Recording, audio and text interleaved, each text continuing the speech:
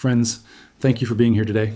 What if I told you that the most significant transfer of wealth in American history was not the result of a market crash or foreign invasion, but a simple signature on an executive order that turned law-abiding savers into criminals overnight? And could it be that the exact same economic conditions that necessitated that seizure are not only present today, but have metastasized into a debt crisis exponentially more dangerous than the Great Depression?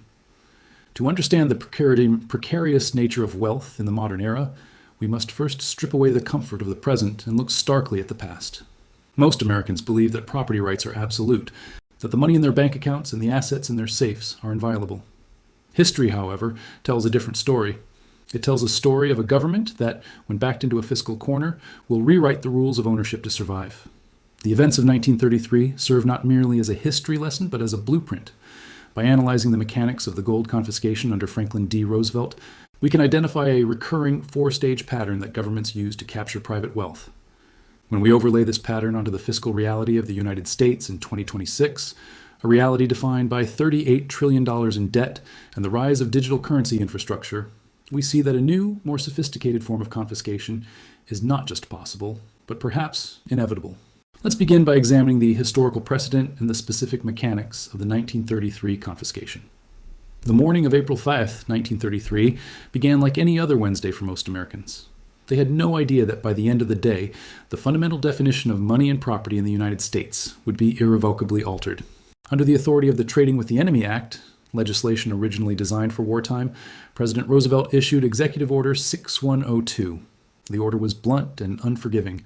All persons are hereby required to deliver on or before May 1st, 1933 to a Federal Reserve Bank all gold coin, gold bullion, and gold certificates now owned by them.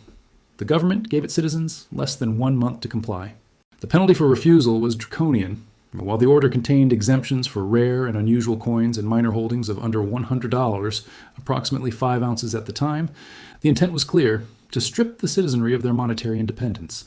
Yet the physical seizure of the gold was only the first step in a calculated two-part financial maneuver. The second step was the theft. Citizens who dutifully lined up at Federal Reserve banks were compensated with paper currency at the statutory rate of $20.67 per ounce. They exchanged real money for government paper promises. Then, 9 months later, with the passage of the Gold Reserve Act in January 1934, the government arbitrarily revalued gold to $35 per ounce. This was not standard economic policy. It was a sleight of hand of staggering proportions. By raising the price of gold, the government effectively devalued the paper dollars it had just given its citizens by 69%. The Treasury, now holding the confiscated gold, saw the value of its reserves skyrocket, while the citizens who had surrendered that gold saw their purchasing power evaporate. This maneuver represented a massive wealth transfer from the private sector to the state, allowing the government to expand the money supply without actually acquiring any new assets. It was, in functional terms, a 40% tax on savings, levied retroactively and without a vote. While gold receives the lion's share of historical attention, the assault on silver that followed is perhaps more relevant to the modern investor. In August 1934, Roosevelt issued Executive Order 6814, demanding the surrender of silver bullion. Unlike the gold order, which targeted the monetary base, the silver confiscation was designed to feed the Treasury's requirements under the Silver Purchase Act. Roughly 113 million ounces flowed into government vaults. However, the silver confiscation introduced a mechanism that is critical for understanding future threats: the windfall profit tax. The government utilized a 50% tax on profits derived from silver transfers. This effectively froze the market.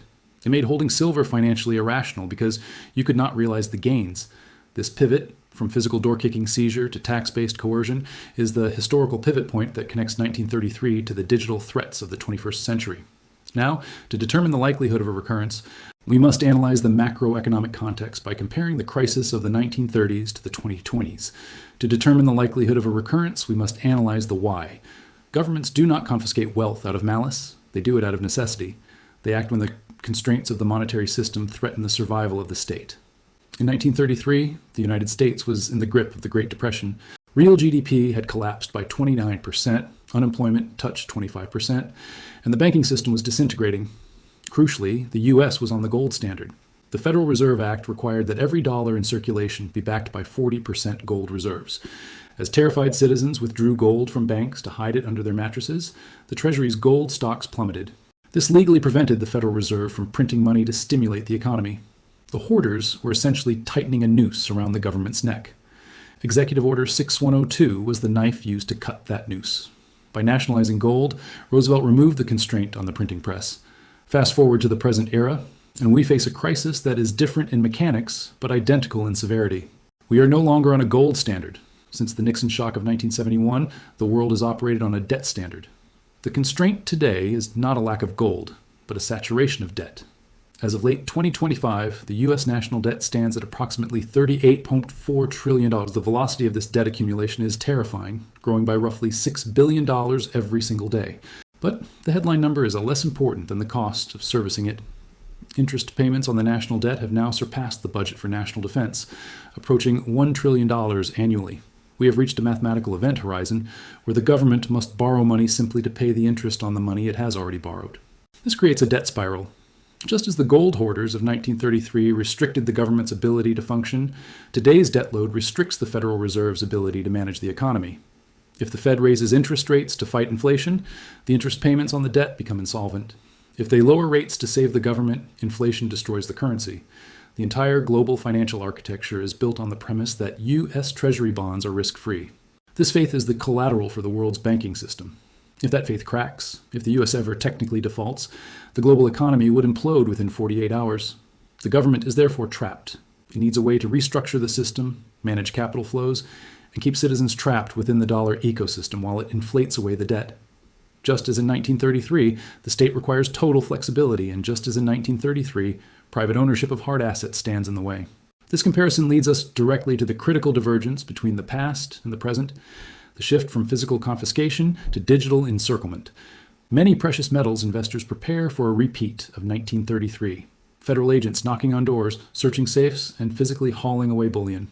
This scenario is highly unlikely in the modern era for three primary reasons: logistics, utility, and politics. First, gold ownership in 1933 was concentrated in bank vaults in the hands of a few wealthy individuals.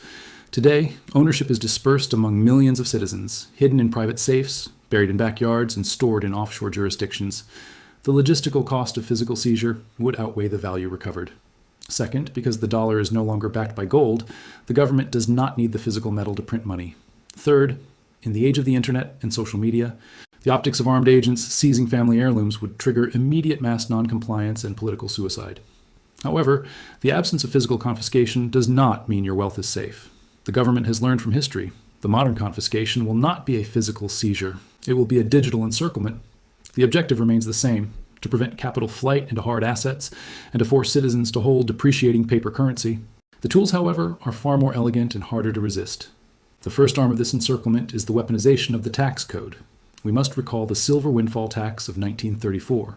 Today, precious metals are already penalized with a collectibles tax rate of 28%, significantly higher than the standard capital gains rate for stocks. In a declared fiscal emergency, it takes little imagination to foresee a scenario where this rate is hiked to 80% or 90%. If the government imposes a punitive tax on the sale of gold and silver, they do not need to confiscate it. They effectively render it illiquid.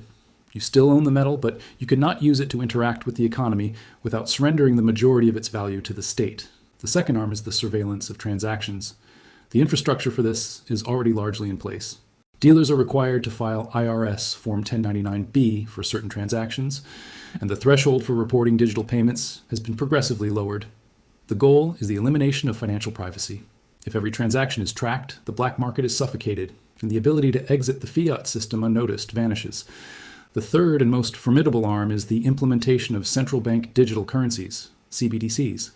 While FedNow is technically a payment rail and not a currency, it lays the plumbing for a programmable digital dollar. A CBDC represents the ultimate tool of control. Unlike cash or physical gold, a digital currency can be programmed. It can have an expiration date to force spending. It can restrict what you are allowed to purchase. Imagine a scenario where capital controls are implemented to stop a run on the dollar. Under a CBDC system, the government could simply code the currency to disallow purchases of non-compliant assets like gold, silver, or cryptocurrency. Or they could implement negative interest rates, where your savings balance shrinks every month to stimulate the economy. In this environment, physical cash is eliminated, and physical gold becomes difficult to buy or sell. This is the modern version of Executive Order 6102. It is cleaner, quieter, and infinitely more efficient. The final element of this modern playbook is the bail-in. Following the 2008 financial crisis, laws were changed in the US, Europe, and Canada to protect the system from future bank failures. Instead of a bailout using taxpayer money, banks can now utilize a bail-in, seizing the funds of unsecured creditors, which includes depositors with balances over the FDIC limit, to recapitalize the bank. We saw a dry run of this in Cyprus in 2013. If a banking crisis hits, your liquid cash could be frozen or converted into bank equity overnight. This traps wealth within the collapsing system, making the liquidity of physical precious metals outside the banking system the only true escape valve. I want to pause here for a moment because this concept of digital encirclement is critical. Have you noticed these tightening restrictions in your own financial life? Perhaps intrusive questions when withdrawing cash or unexplained delays in transfers? Drop a comment below with your thoughts and experiences. Do you believe we are already in the early stages of this new confiscation? Your personal observations often tell the real story better than the official statistics. Within this landscape of debt and digital control, we must specifically examine the strategic case for silver. Within this landscape of debt and digital control, silver occupies a unique and strategic position. While gold is the primary monetary metal, silver is currently experiencing a perfect storm of supply and demand fundamentals that some analysts refer to as a natural corner. The silver market is defined by a structural deficit. From 2021 through 2025, the cumulative shortfall between supply and demand reached nearly 800 million ounces. This is not a temporary blip. It is a structural reality caused by the dual nature of the metal. Unlike gold, which is hoarded and sits in vaults, silver is consumed. It is an industrial imperative. Approximately 50-60% of all silver is used in industrial applications. And once used, it is often lost forever in landfills because it is too expensive to recycle in small quantities. The green energy transition is functionally a silver consumption engine. Solar panels alone now account for nearly 17% of total silver demand. Electric vehicles, 5G networks, and advanced electronics all require silver for its unrivaled conductivity. On the supply side, silver is stubbornly inelastic. About 70% of silver is mined as a byproduct of lead, zinc, and copper mining. This means that even if the price of silver triples, miners cannot simply ramp up production because their primary output is dictated by the demand for base metals. New mines take 10 to 15 years to come online. We are currently eating through above-ground stockpiles to meet the deficit. This sets the stage for a silver squeeze driven not by speculation, but by mathematical necessity. When industrial giants like Apple, Tesla, or Samsung realize there is not enough physical silver to meet their production goals, they will bypass the paper futures markets and demand physical delivery. This industrial panic buying, combined with monetary demand from investors seeking safety from the debt crisis, could propel silver prices violently upward. Historically, the gold to silver ratio, the number of silver ounces needed to buy 1 ounce of gold, has averaged around 15:1 or 20:1. In recent years, it has stretched to 81 or 91. Suggesting that silver is severely undervalued relative to gold. In a precious metals bull market, silver historically outperforms gold in percentage terms due to its smaller market size and volatility. It is the people's money, accessible at a lower price point, yet retaining the same hard asset characteristics as gold. Given the convergence of historical cycles, unsustainable debt, and the threat of digital encirclement, the urgent question becomes, what are the wealth preservation strategies for the modern era? Given the convergence of historical cycles, unsustainable debt, and the threat of digital encirclement, how does one position themselves? The answer lies in viewing precious metals not as an investment to make money, but as insurance to preserve purchasing power. The first rule of this strategy is the diversification of form. Sovereign coins, such as American silver eagles or Canadian maples, offer high recognition and liquidity. While they carry higher premiums, they are universally trusted. Junk silver, pre-1965 U.S. coinage containing 90% silver, holds a special place in the portfolio. It is fractional, recognizable, and historically, it was exempted from the 1933 gold confiscation, though not the 1934 silver order. It is ideal for small transactions in a worst-case barter scenario. For pure wealth storage, generic rounds and bars offer the most ounces per dollar, minimizing the cost of the insurance premium. The second rule is geographic diversification. If the primary threat is your own government's fiscal desperation, keeping all your assets within that government's jurisdiction is a single point of failure. Professional storage in jurisdictions with strong property rights and a history of neutrality, such as Singapore, Switzerland, or the Cayman Islands, provides a layer of protection against domestic capital controls or confiscation orders. This is not about evasion, it is about legality and optionality. The third rule is privacy. In an age of surveillance, a low profile is a strategic asset. Utilizing legal cash transactions at local coin shops, rather than exclusively digital purchases that leave a permanent data trail, helps maintain a degree of financial privacy. The goal is to hold assets that are not dependent on a counterparty, assets that do not require electricity, internet access, or a solvent bank to have value. Finally, one must adopt the mindset of the long-term holder. Volatility is the price of admission in the metals market. There will be corrections. There will be manipulation in the paper markets. But the fundamentals of a $38 trillion debt load and a structural silver deficit act as a gravitational force that must eventually assert itself. But we must also confront a variable that was virtually non-existent in 1933 but is the dominant force today: the geopolitical rejection of the American dollar.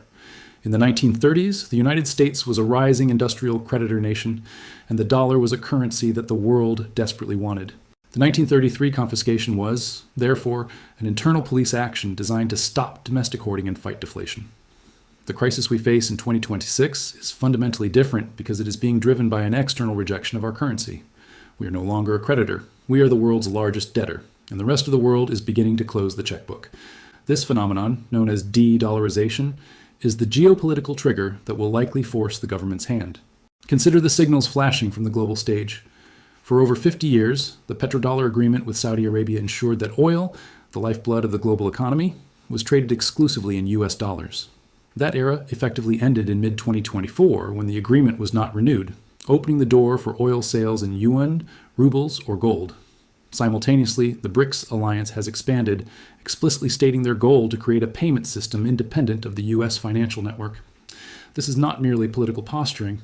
It is an existential threat to the dollar's exorbitant privilege, the unique ability of the US to print money that the rest of the world is forced to absorb. When foreign nations stop buying US Treasury bonds, the demand for our debt collapses. Yet, the US government's spending requirements remain. Who then becomes the buyer of last resort? The Federal Reserve. This forces the Fed to print trillions to monetize the debt, unleashing a wave of inflation that will make the 1970s look like a period of stability. It is this specific inflationary spike, driven by dollars flooding back home from overseas, that will compel the government to lock down the domestic exits. When the world rejects the dollar, the US government must ensure its own citizens cannot. This is why we see central banks around the world accumulating gold at the fastest pace since 1950. They are voting with their reserves. Even Russia has reportedly begun explicitly accumulating silver reserves, a move that signals a return to commodity-backed value. These institutions know the math is broken. They are front-running the inevitable reset. They are moving into hard assets while publicly assuring retail investors that everything is fine. The sophisticated investor must look at this geopolitical chessboard and realize that the digital encirclement is not just about tax collection, it is about capital captivity. As the dollar's global hegemony fractures, the state will tighten its grip on domestic wealth to prevent a total collapse of the currency. The restrictions on gold and silver are simply the walls being built to keep the capital from fleeing the burning building. If you are finding value in this analysis and want to stay ahead of these economic shifts, please take a moment to like this video and subscribe to the channel. It helps us bypass the algorithms and get this critical information to more people who need to understand what is coming. Let's bring this all together by looking at the undeniable pattern of history. We are living through the rhyme of history. The details change, the specific laws, the technology, the geopolitical actors, but the underlying pattern of government behavior during a currency crisis remains absolute. It is a four-stage cycle that is repeated from Rome to Weimar Germany to the United States in 1933. Stage one is the crisis. We are there now, with debt levels that render the current financial system mathematically insolvent. Stage two is the criminalization or restriction of alternatives. This is emerging through the war on cash, the regulatory choking of cryptocurrency, and the laying of the groundwork for CBDCs. Stage three is the trap. This comes through capital controls, bail-ins, and digital walls that prevent money from leaving the system. Stage four is the devaluation. This is the inevitable endgame.